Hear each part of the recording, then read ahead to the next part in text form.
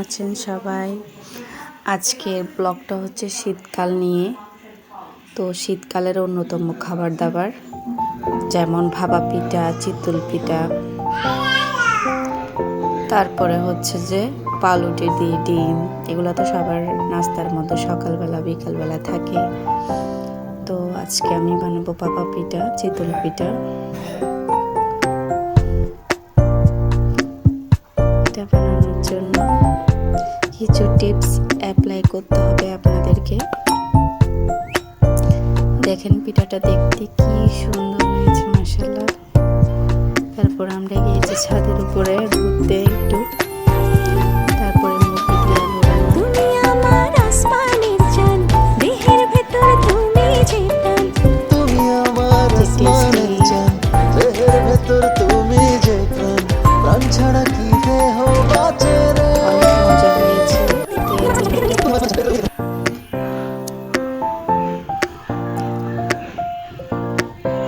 এটা হচ্ছে আমার রেসিপি।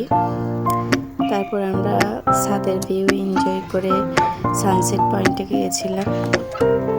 এটা আমার কাজিন, ওর একটু শখ হচ্ছে একটু ফিল নেওয়া। ও ফিল নিচ্ছিল আর বলতেছিল একটা ভিডিও করার জন্য। এই তো আমাদের ছাদের ভিউ। তারপরে মাশাআল্লাহ আমার বেবি।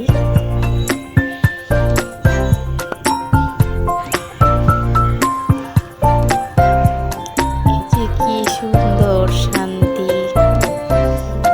যেন হারিয়ে যায়। তারপর পাটিসাপটা পিঠা, বিকালের নাস্তা।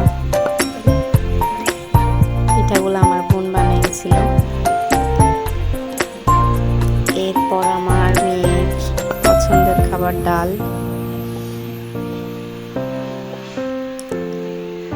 তারপরে সানসেট পয়েন্টের ভিউ কি যে সুন্দর।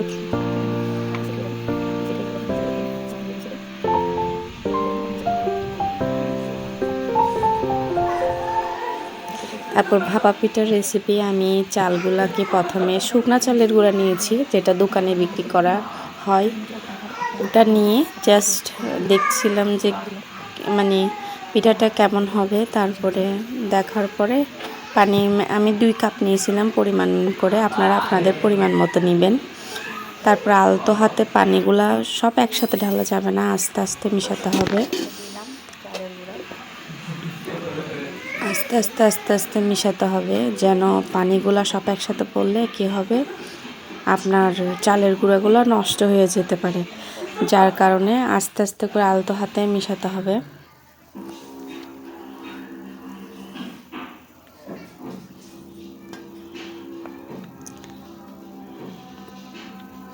আমি এগুলা দেখছিলাম আর আস্তে আস্তে করে